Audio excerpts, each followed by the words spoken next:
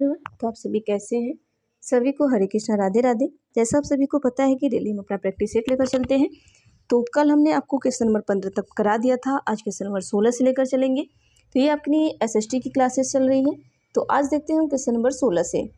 Question आपका है कि निम्नलिखित में से किस उपागम को एनसीईआरटी द्वारा प्रकाशित पाठ्य पुस्तक सामाजिक राजनीतिक जीवन में निहित विचारों से विद्यार्थी को अवगत कराने के लिए अधिक प्रयोग किया गया है। ऑप्शन ए है चार्ट, बी है कहानी बोर्ड, सी है घटनाक्रम, डी है ग्राफ। क्वेश्चन ध्यान से देखिएगा कि निम्नलिखित में से किस उपागम को एनसीईआरटी द्वारा प्रकाशित पाठ्य पुस्तक, जो एनसीईआरटी के द्वारा प्रकाशित पाठ्य पुस्तक है, उसमें सामाजिक और राजनीतिक जीवन में निहित विचारों को विद्यार्थी को अवगत कराने के लिए अधिक उपयोग किया गया है। तो सबसे ज़्यादा किस चीज़ का उपयोग किया गया है? तो कहानी बोर्ड का किया गया है। ऑप्शन नंबर जो बी है उसको सही करिएगा। नेक्स्ट क्वेश्चन पर चलते हैं हम। क्वेश्चन नंबर 17 आपका है कि सामाजिक विज्ञान की पाठ्य सामग्री को, ऑप्शन ए है कि विद्यार्थी की इतिहास, भूगोल और भारत की राजनीति के बारे में जागरूकता बढ़ाने का उद्देश्य तथा इसमें अंतर संबंध रखना चाहिए। ऑप्शन बी है कि सुपरिचित सामाजिक वास्तविकताओं के बारे में गहन जानकारी एकत्र करने तथा प्रश्न पूछने के माध्यम से विद्यार्थियों की जागरूकता बढ़ाने का उद्देश्य रखना चाहिए। ऑप्शन सी है कि सामाजिक मुद्दों और उनके समाधान की जानकारी देनी चाहिए। तो उत्तर क्या होगा बताइएगा आप सभी। तो देखिए, सामाजिक विज्ञान की जो पाठ्य सामग्री है उसको देखिए सुपरिचित सामाजिक वास्तविक के बारे में गहन जानकारी एकत्र करने तथा प्रश्न पूछने के माध्यम से विद्यार्थी की जागरूकता बढ़ाने का क्या करना चाहिए? उद्देश्य रखना चाहिए। तो ऑप्शन नंबर जो बी है वो बिल्कुल सही होगा। नेक्स्ट क्वेश्चन पर चलते हैं हम। क्वेश्चन नंबर 18 आपका है कि पाठ्य पुस्तक को सभी क्षेत्रों और सामाजिक समूहों का प्रतिनिधित्व करने वाली बनाने के लिए, ऑप्शन ए है पाठ्य पुस्तकें देश के सभी भाषाओं विशेषतः भारतीय संविधान की सूची आपकी जो है 8 में दर्ज भाषाओं में लिखी जानी चाहिए। बी है कि क्षेत्रों के बीच समान मुद्दों को केवल इसलिए उजागर किया जाए ताकि संज्ञात्मक गणतंत्र की भावना को प्रोत्साहन मिले। सी है कि पाठ्यपुस्तकों में सभी क्षेत्रों और सामाजिक समूहों से संबंधित सामग्री जोड़ी जानी चाहिए। डी आपका है कि स्थानीय संसाधनों से प्रासंगिक स्थानीय सामग्री शिक्षण अधिगम प्रक्रिया का भाग होना चाहिए। उत्तर बताइए क्या होगा। क्वेश्चन नंबर 18 देखिए, यहाँ पर ये जो है ना थोड़ा आपका इस तरीके से क्वेश्चन दिया गया है क्योंकि अब 6 to 8 की जो आपके पेडागोजी होते हैं थोड़े टफ होते हैं, तो आप वीडियो छोड़ के भागिएगा नहीं, ठीक है। यहाँ से भी क्वेश्चन आपको पूछे जाते हैं। तो यहाँ पर जो ऑप्शन नंबर डी होगा बिल्कुल सही होगा कि जो पाठ्य पुस्तक के सभी क्षेत्र और सामाजिक समूह का प्रतिनिधित्व करने वाले बनाने के लिए क्या करना चाहिए कि स्थानीय संसाधन से प्रासंगिक स्थानीय और सामग्री शिक्षण अधिगम प्रक्रिया का भाग होनी चाहिए। तो ऑप्शन नंबर डी सही करिएगा। अगले क्वेश्चन पर चलते हैं हम। देखिए, ये जो पेपर आपका है ये पेपर 16 फरवरी का आपका है, 2014 का है। अब इसके बाद हम 15 का लेके चलेंगे, फिर उसके बाद 15 से 5, 4, 9 साल का पेपर और बचेगा, हम उसको भी आपको सॉल्व करा देंगे। तो मुझे लगता है आपके नवंबर तक सारी चीज़ें ख़त्म हो जाएंगी सॉल्व करा के, ठीक है। और नहीं अगर सॉल्व होता है अभी, जैसे हमको आपको 15 क्वेश्चन 20 क्वेश्चन देते हैं, उसके बाद हम 60 क्वेश्चन का आपको वीडियो बना कर देंगे, वो आपकी मैराथन टाइप वीडियो होगी, ठीक है। क्वेश्चन आपका है कि विद्यार्थियों को लैंगिक मुद्दों और लैंगिक भेदभाव में सामाजिकरण की भूमिका के प्रति संवेदनशील बनाने के लिए स्कूलों को निम्नलिखित में से क्या करना चाहिए। अब चलिए हम ऑप्शन देख लेते हैं, इसको ध्यान दीजिएगा, क्वेश्चन को एक बार फिर से पढ़िएगा कि जो लैंगिक मुद्दे हैं तथा लैंगिक भेदभाव में सामाजिकरण की भूमिका के प्रति संवेदनशील बनाने के लिए स्कूलों को निम्नलिखित में से क्या करना चाहिए। तो आइए हम देखते हैं उत्तर क्या होगा हमारा। ऑप्शन देख लेते हैं। ऑप्शन ए है कि अध्यापकों को केस अध्ययन के लिए कहना चाहिए तथा उनसे अच्छे उदाहरण मांगने चाहिए। ऑप्शन बी है ऐसे नियम बनाने चाहिए जिससे लड़की लड़कियों के साथ भेदभाव का व्यवहार नहीं कर सके। ऑप्शन सी है कि सही प्रशिक्षण को प्रोत्साहन करना चाहिए तथा पुरुष और महिला अध्यापकों को शामिल करना चाहिए। ऑप्शन डी है प्रख्यात और विद्वान वक्ताओं को आमंत्रित करके लैंगिक संवेदनशीलता पर सेमिनार आयोजित करना चाहिए। उत्तर क्या होगा बताइएगा। तो देखिए, ऑप्शन नंबर ए बिल्कुल सही होगा कि जो लैंगिक मुद्दे होते हैं उस पर क्या हो, इस तरीके के जो मुद्दे होते हैं वहाँ पर अध्यापक को केस अध्ययन करना चाहिए, ऐसे मुद्दों पे केस अध्ययन करना चाहिए अध्यापक को, और उन्हें अच्छे उदाहरण मांगने मतलब कि देने चाहिए बच्चों को, ठीक है। आगे चलते हैं नेक्स्ट क्वेश्चन पर। क्वेश्चन नंबर 20 में कहा गया कि राज्य सरकार के कार्यों पर चर्चा करते हुए स्वास्थ्य, जल, यातायात इत्यादि से संबंधित मुद्दों पर चर्चा की जा सकती है, जिससे ऑप्शन ए है कि शिक्षार्थी इन मुद्दों को समझने तथा इन पर आलोचनात्मक विचार करने के लिए स्वतंत्र हो। ऑप्शन बी है विद्यार्थी को सभी के लिए बेहतर सुविधाएं पाने हेतु आंदोलन आयोजित करने के लिए सजग किया जा सके। ऑप्शन सी है कि विद्यार्थियों को इन मुद्दे पर उनके राज्य द्वारा किए जाने वाले प्रयासों की जानकारी मिल सके। ऑप्शन डी है कि विद्यार्थियों का इन क्षेत्रों में सरकार की भूमिका को याद करवाया जा सके। क्वेश्चन क्या है कि राज्य सरकार के कार्य पर चर्चा करते हुए स्वास्थ्य, जल, यातायात इत्यादि से संबंधित मुद्दों पर चर्चा की जा सकती है। उत्तर बताइएगा।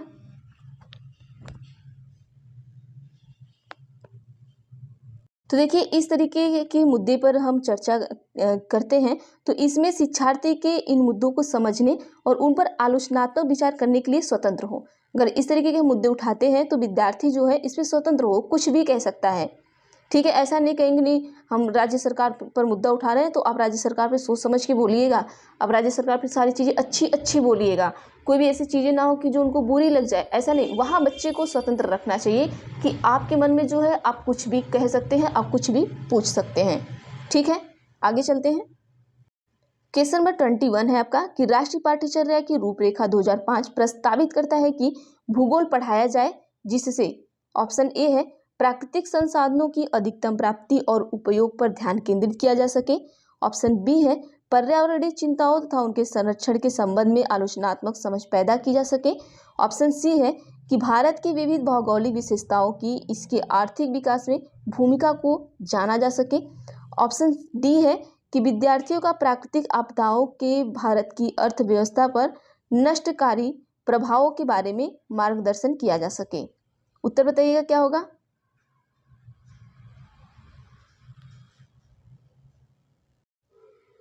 देखिए, जो हमारी राष्ट्रीय पाठ्यचर्या का रूपरेखा 2005 है वो प्रस्तावित क्या करता है कि भूगोल पढ़ाया जाए, कैसे पढ़ाया जाए, तो ये उत्तर बताना है आपको। तो देखिए यहाँ पर क्या हो कि जो पर्यावरणीय चिंता तथा इनके संरक्षण के संबंध में आलोचनात्मक समझ पैदा की जा सके, जिससे क्या हो, ये कहता है कि भूगोल पढ़ाया जाए जिससे क्या हो सके कि जो पर्यावरण की चिंता है, जो संरक्षण के संबंध है, जो आलोचनात्मक समझ है, उसको बच्चे के अंदर पैदा की जा सके। आगे चलते हैं 22 पर। 22 का क्वेश्चन ध्यान से पढ़िएगा, ऑप्शन बाद में देंगे हम आपको। क्वेश्चन है कि सामाजिक विज्ञान की शिक्षण पद्धति और संसाधनों के बारे में राष्ट्रीय पाठ्यचर्या की रूपरेखा 2005 के अनुसार सामाजिक विज्ञान के शिक्षण के लिए निम्नलिखित में से किसको अपनाना चाहिए। फिर से क्वेश्चन पढ़िएगा कि सामाजिक विज्ञान की शिक्षण पद्धति और संसाधनों के बारे में राष्ट्रीय पाठ्यचर्या की रूपरेखा 2005 के अनुसार सामाजिक विज्ञान के शिक्षण के लिए निम्नलिखित में से किसको अपनाना चाहिए। उत्तर दीजिए क्या होगा। ऑप्शन नंबर ए आपका है कि ऐसे तरीके जो रचनात्मक और आलोचनात्मक परिप्रेक्ष्य को बढ़ाते हैं। ऑप्शन बी है ऐसा उपागम जिसमें बुद्धिमत्ता को बढ़ाने के लिए अधिक शिक्षण सहायक सामग्री शामिल हो। ऑप्शन सी है ऐसी रणनीतियाँ जो विद्यार्थियों को लंबे समय तक तथ्य याद रखने में सहायता करती है। ऑप्शन डी है कि मानसिक मानचित्र जो सूचना को तुरंत याद करने की क्षमता को बढ़ाते हैं। तो उत्तर क्या होगा इसका। तो चलिए यहाँ पर हम उत्तर देख लेते हैं कि उत्तर हमारा क्या होगा। ऑप्शन नंबर ए है जो बिल्कुल सही होगा कि ऐसे तरीके जो रचनात्मकता और आलोचनात्मकता के जो परिप्रेक्ष्य को क्या करते हैं, बढ़ाते हैं। नेक्स्ट क्वेश्चन पर चलते हैं हम। देखिए क्वेश्चन नंबर 23। आपको लग रहा होगा कि सारे जो क्वेश्चन हैं वो बहुत ही आपको बहुत टफ क्वेश्चन लग रहे हैं, लेकिन देखिए क्वेश्चन भी ऐसे ही पूछे जाते हैं तो आप इसे टफ मत समझिएगा। ठीक है, क्वेश्चन है कि किसी सामाजिक विज्ञान की कक्षा में ढांचा का मुख्य लक्ष्य होता है। ऑप्शन ए है कि आत्मसंयम, एक सेकेंड, ऑप्शन ए है कि आत्मसंयम के कौशल में सुधार को सुनिश्चित करना। ऑप्शन बी है विद्यार्थी को विचारों पर सोचने के योग्य बनाना। ऑप्शन सी है कि योग्य निर्धारण के वांछित परिणामों को मजबूत करना। ऑप्शन डी है कि स्वतंत्र सोच निर्मित होने तक विद्यार्थी की सहायता करना। देखिए अगर आपको क्वेश्चन टफ लग रहे हो तो हम आपको बता देना चाहते हैं कि ये आपके प्रीवियस ईयर में पूछे गए क्वेश्चन है 2014 के। आप समझ सकते हैं कि आपको किस लेवल का क्वेश्चन पूछा जा रहा है। ठीक है, तो देखिए किसी सामाजिक विज्ञान की कक्षा में अगर ढांचा का मुख्य लक्ष्य होता है तो वो लक्ष्य यह होता है कि स्वतंत्र सोच निर्मित होने तक विद्यार्थी की सहायता आप करें। आगे चलते हैं नेक्स्ट क्वेश्चन पर हम। क्वेश्चन आपका है कि सूचना को छोटे छोटे भागों में बांटकर अंश तथा पूर्ण में संबंध स्थापित करने की योग्यता डैट डट है। ऑप्शन ए है विश्लेषण करना, बी है स्मरण कर रखना, सी है बोध, डी है आपका प्रयोग करना। तो ये सूचना को छोटे छोटे भाग में अगर आप बांटते हैं तो क्या होता है कि अंश तथा पूर्ण से संबंधित स्थापित करने की योग्यता क्या होती है आपको बताना है। तो चलिए उत्तर हम जान लेते हैं। ये जो योग्यता होती है हमारी, ये विश्लेषण करना होता है। तो ऑप्शन नंबर ए जो है वो बिल्कुल सही हो जाएगा। आगे क्वेश्चन पर चलते हैं हम नेक्स्ट पर। क्वेश्चन नंबर 25 आपका है कि शैक्षिक गतिविधियों पर विद्यार्थियों द्वारा खर्च किए जाने वाले समय को बढ़ाने के लिए अध्यापक को निम्न से क्या करना चाहिए। ऑप्शन ए है कि विद्यार्थी को कक्षा में चर्चा करने से पहले नए विषय को पढ़ने के लिए कहें, बी है कि नई विषय सामग्री को सामग्री पर प्रश्नोत्तर सत्र के साथ प्रस्तुत करें, और ऑप्शन सी है कि कक्षा में गतिविधियों तथा संक्रमण काल के लिए योजना बनाएं, पढ़ाएं और समय सारणी लागू करें। ऑप्शन डी है कि मूल विषय में प्रति सप्ताह में कम से कम 2 बार गृह कार्य दें। अब क्वेश्चन को ध्यान से पढ़िएगा कि देखिए शैक्षिक गतिविधि पर विद्यार्थी द्वारा खर्च किए गए जाने वाले समय को बढ़ाने के लिए अध्यापक को क्या करना चाहिए आपको बताना है। तो देखिए जो समय को बढ़ाने के लिए अगर आप एक अध्यापक हैं तो आपको कक्षा की गतिविधि तथा संक्रमण काल के लिए आपको योजना बनाना चाहिए और पढ़ाएं और समय सारणी आपको लागू करना चाहिए। तो ऑप्शन नंबर जो सी है वो बिल्कुल सही हो जाएगा क्वेश्चन नंबर 25 का।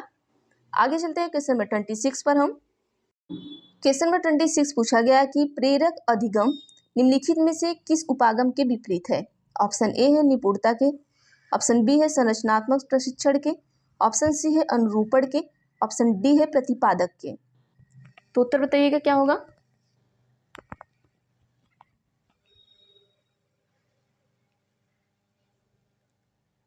तो देखिए क्वेश्चन नंबर 26 का जो सही उत्तर होगा ऑप्शन नंबर डी होगा, प्रतिपादक शिक्षण। ठीक है, जो अधिगम प्रेरक है, जो इंडक्टिव लर्निंग है, वो आपके प्रतिपादक शिक्षण के क्या होता है, विपरीत होता है। नेक्स्ट पर चलते हैं हम। क्वेश्चन नंबर 27, इसमें आपको हम 3 ऑप्शन देंगे। क्वेश्चन है कि निम्नलिखित में से कौन सा कथन सामाजिक विज्ञान शिक्षण में प्रभावकारी चिंतन व्यवहार के संदर्भ में सत्य है।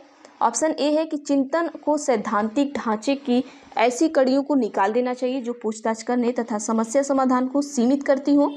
ऑप्शन बी है अध्यापक को विश्वास तथा प्रत्येक अधिगम स्थिति के प्रति नमनीय वातावरण का निर्माण करना चाहिए।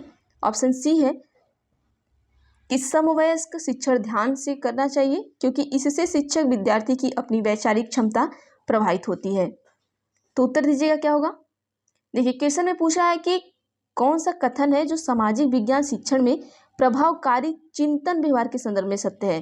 तो जो आपका ऑप्शन नंबर बी है कि अध्यापक को विश्वास तथा प्रत्येक अधिगम स्थिति के प्रति नमनीय वातावरण का निर्माण करना चाहिए।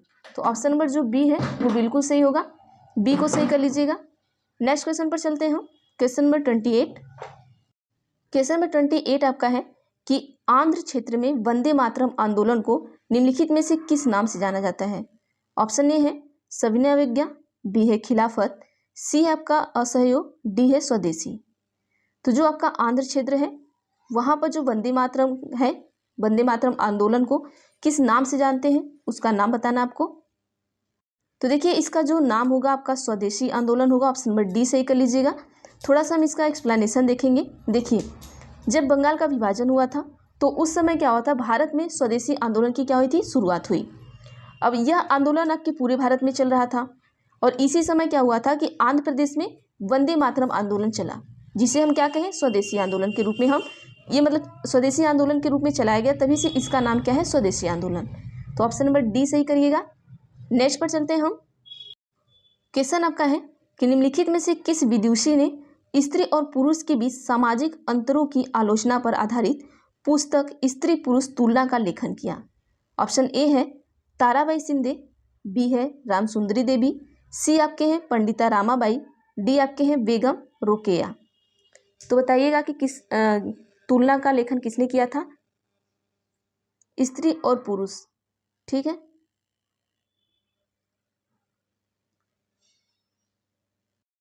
तो चलिए यहाँ पर हम देख लेते हैं। ऑप्शन नंबर जो ए हमारा होगा वो बिल्कुल सही होगा, ताराबाई शिंदे। थोड़ा सा इसका हम एक्सप्लेनेशन भी देख लेंगे। देखिए जो ताराबाई शिंदे द्वारा क्या हुआ था कि स्त्री पुरुष तुलना नामक पुस्तक का लेखन कार्य किया गया था। और इस पुस्तक में क्या हुआ था, इस पुस्तक पर जो लैंगिक भेदभाव की आलोचना की गई और जो स्त्री पुरुष के बीच क्या था कि सामाजिक रूप से व्याप्त थी, जो लैंगिक भेदभाव थे उसी पर ये पूरा आलोचना की गई इस पुस्तक में। ठीक है, तो ऑप्शन नंबर ए जो होगा वो सही होगा, ताराबाई शिंदे ने किया था। नेक्स्ट पर चलते हैं हम, क्वेश्चन नंबर 30। क्वेश्चन आपका है कि 19वीं सदी में ईसाई मिशनरियों ने भारत में क्रिश्चियन शिक्षा को क्यों लागू करना चाहा। ऑप्शन ए है जन सामान्य को शिक्षित करने के लिए, ऑप्शन बी है भारतीयों को कंपनी सरकार के प्रति वफादार बनाने के लिए, ऑप्शन सी है कि संप्रदाय वर्ग को शिक्षित करने के लिए, ऑप्शन डी है लोगों के नैतिक चरित्र को सुधारने के लिए।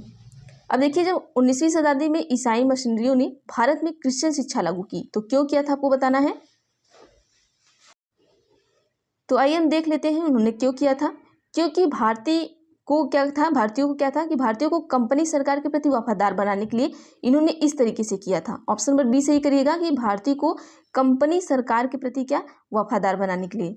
थोड़ा सा इसका एक्सप्लेनेशन देखेंगे। देखिए होता क्या है इसमें कि भारत में 19वीं सदी में जो ईसाई मिशनरियों द्वारा अंग्रेज शिक्षा का प्रचार किया गया और इसका मुख्य उद्देश्य क्या था कि ऐसे व्यक्ति को तैयार करना था जो क्या हो कि जो कलर के रूप में अपनी सेवा दे। किसके रूप में दे, कलर के रूप में अपनी सेवा दे सके और कंपनी के प्रति क्या रहे, एकदम वफादार रहे। तो इस तरीके से इनका था। तो ये आपके 30 क्वेश्चन हो गए, मतलब 30 क्वेश्चन कल मैंने 15 पढ़ाए थे, परसों मतलब कल तो आपका क्लास हुआ ही नहीं था और आज तो ये 30 हो गए। बच्चे आपके 30 क्वेश्चन है तो वो कल हम करा देंगे। तो आज के लिए बस इतना करते हैं, बाकी हम कल की वीडियो जो आएगी उसमें 15-15 करके आपको कर देंगे। तो ठीक है, और जो 10 नवंबर के बाद हम आपको बिल्कुल 60 में 60 जो क्वेश्चन उसको लेकर चलेंगे, क्योंकि आपका 2014 तक कंप्लीट होने वाला है। इसके बाद 15 स्टार्ट होगा, 15 से लेके आपको 24 तक जितने भी प्रीवियस ईयर के पेपर हैं हम सॉल्व करा देंगे। तो चलिए आज के लिए इतना ही करते हैं, बाकी हम देखते हैं नेक्स्ट वीडियो में। Thank you everyone.